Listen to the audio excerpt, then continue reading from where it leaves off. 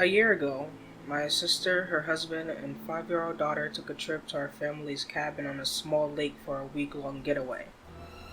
By the end of the week, all three of them had died. My brother-in-law, highly intoxicated as apparent from toxicology reports, drowned in the lake. The best guess is that upon finding her husband dead, my sister snapped. After murdering her daughter, she killed herself with a hunting rifle. Since then, no one in my family has been able to visit the cabin, and we decided to sell it to anyone who would take it. So, yesterday I made the trip to start packing the cabin. I couldn't ask my parents to help considering even the mention of the cabin sends them into hysterics. Thankfully, my boyfriend offered to drop by and help out once he got back to the States. He spends a lot of time overseas for his job. Until he arrived, I figured I could sort out what could be donated, trashed, or kept. The entire cabin needed a good clean as well. Dust blanketed the windowsills and floorboards. Uneaten and forgotten fruit had rotted away on the kitchen countertop.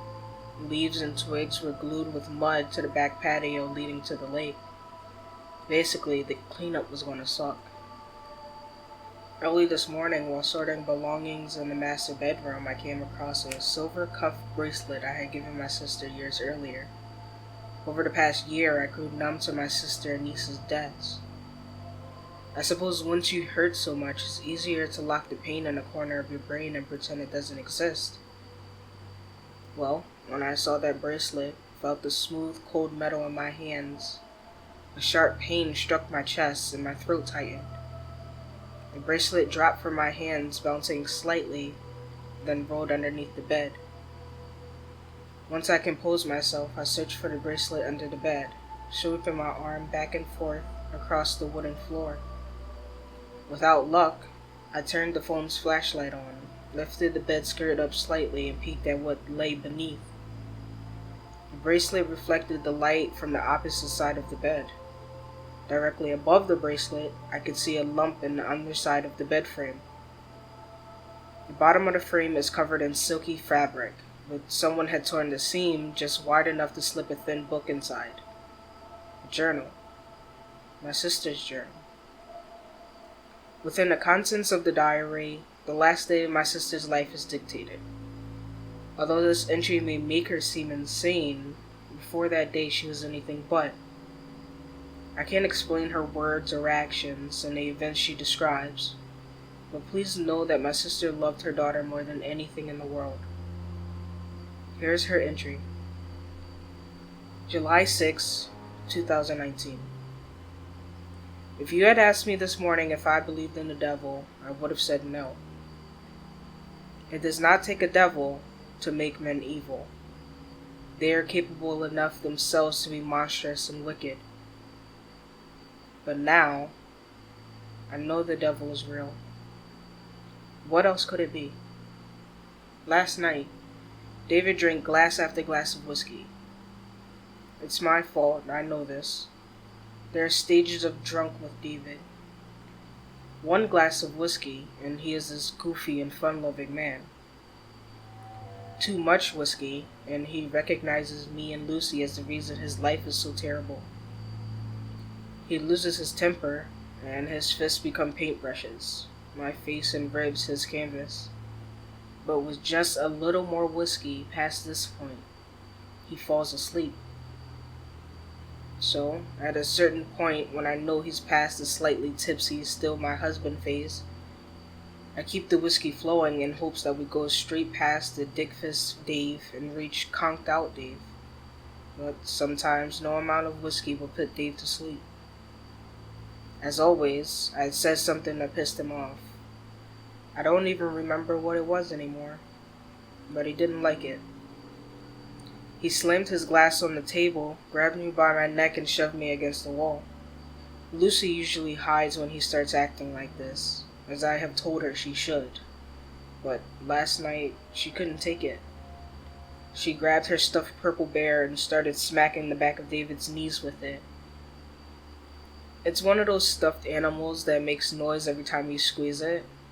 And each time Lucy smacked her father with that bear, it laughed a toy mechanical laugh. Of course, it didn't hurt him, but in David's mind, getting hit with a stuffed bear warrants a good kick in the stomach. David had never hurt Lucy before. The moment she hit the ground, his eyes grew wide, and his grip loosened. Taking the opportunity, I slithered away from his grasp and knelt down next to Lucy, keeping my body between hers and David's. He looked away, and without another word, grabbed the bottle of whiskey itself and stumbled out of the back door that leads to the lake. I put Lucy in bed, sang her a lullaby, and crawled into bed myself, not looking forward to the inevitable moment when David would come staggering into the room smelling like a vomit to force himself on me. But the moment never came.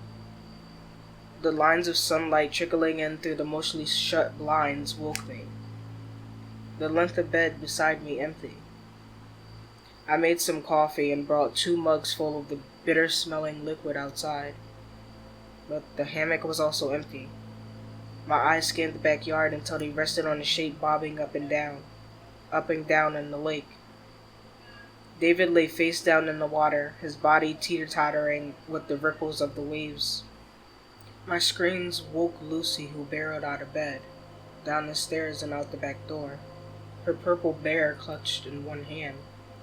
I grabbed her and twisted her around so she was back facing the cabin. I told her not to look, kneeled down, and held her to my breast. Without seeing, I think she already knew that David was dead, and she sobbed. I sat on a splintery patio with Lucy sat in my lap, her legs wrapped around my stomach. I placed my hand on the back of her neck with her face buried in my shoulder to ensure she wouldn't try to turn around for a peek, and rocked forward and back. Closing my eyes, I sang Lucy's favorite lullaby until I heard her sobs quiet, and I felt her chest thumbing against mine slowly. Thud, sloosh, thud, sloosh, thud, sloosh. The sound of wet boots climbing the patio steps. Thud, sloosh, thud, sloosh, thud, sloosh. It can't be, I thought. No. Lucy started to squirm. She can't look. I won't let her look, I thought again, and pressed her firmly against my shoulder. Thud. The top step. Lucy's tiny fist started to thrum against my back. I heard the toy laugh. Baby, it's going to be okay, I said out loud. I won't let him hurt you. Just don't look. Her fist slowed, muscles relaxing. She finally gave in, her arms and legs softening around me. I could taste the salty tears reaching my lips, the scent of fish and whiskey in the air. A low, pitiful whimper escaped my lips. With Lucy still pretzel entwined in my arms, I opened my eyes. David smiled, whiskey bottle still in his hand, salt water dripping from each seam in his clothes. Behind him, a dark shape bobbed up and down in the water. After this line, there was a few more sentences, but most of it was illegible. The writing became more crooked, and the ink was smeared beyond recognition. Watermarks coating and wrinkling the pages. You might be thinking the same thing the cops thought, that my sister went crazy upon seeing her dead husband in the water. But I don't think she did. Because I hear it now. It started a few minutes ago. The same thud, sloosh.